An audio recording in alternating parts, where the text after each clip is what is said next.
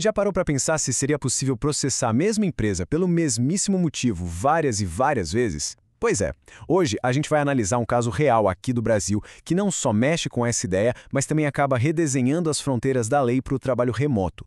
Vamos descobrir juntos como uma defesa inteligente pode virar completamente o jogo. Para entender essa história, nosso roteiro vai seguir a estratégia usada pela defesa, passo a passo. A gente começa conhecendo o Luciano Viana, depois vamos ver um padrão bem curioso nos processos dele e, aí sim, desvendar os dois grandes argumentos que decidiram esse caso.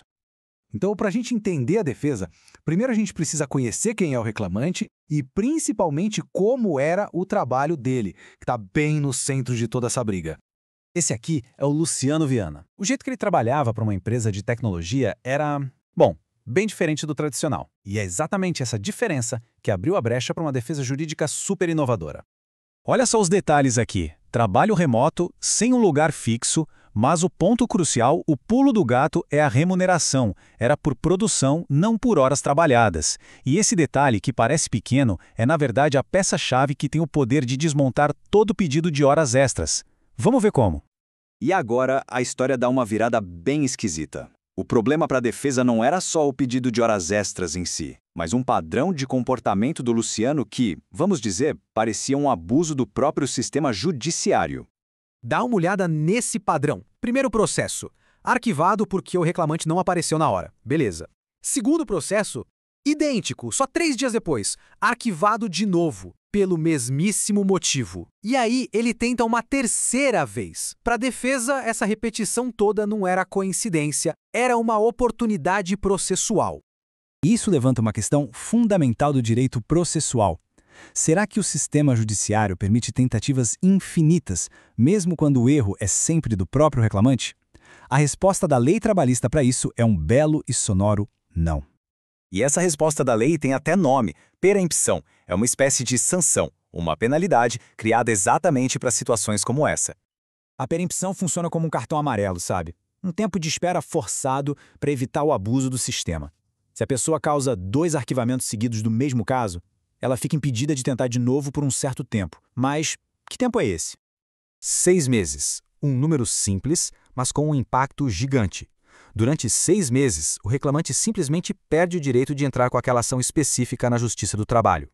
E isso não é uma interpretação, não. Está escrito na lei. Os artigos 731 e 732 da CLT são bem claros. 2 arquivamentos seguidos. Pelo mesmo motivo, a consequência é essa. Então, o ponto central é: A defesa pode simplesmente chegar e dizer, opa, espera aí, com base na lei, o Luciano tinha que ter esperado 6 meses depois do segundo arquivamento. Como ele não esperou, essa terceira ação nem deveria ser analisada. É uma barreira processual, que vem antes mesmo de discutir se ele tem razão ou não. Mas sabe como é? Um bom advogado sempre tem um plano B. E se, por algum motivo, o juiz resolvesse ignorar a perempção e analisar o caso mesmo assim? Bom, aí é hora de atacar o coração do pedido, as tais horas extras. A estratégia muda. A gente sai do como o processo foi aberto e vai para o que está sendo pedido. A defesa precisa mostrar que, mesmo que o processo fosse válido, o pedido de horas extras em si não se sustenta. Esse quadro aqui mostra a distinção que vale ouro nesse caso.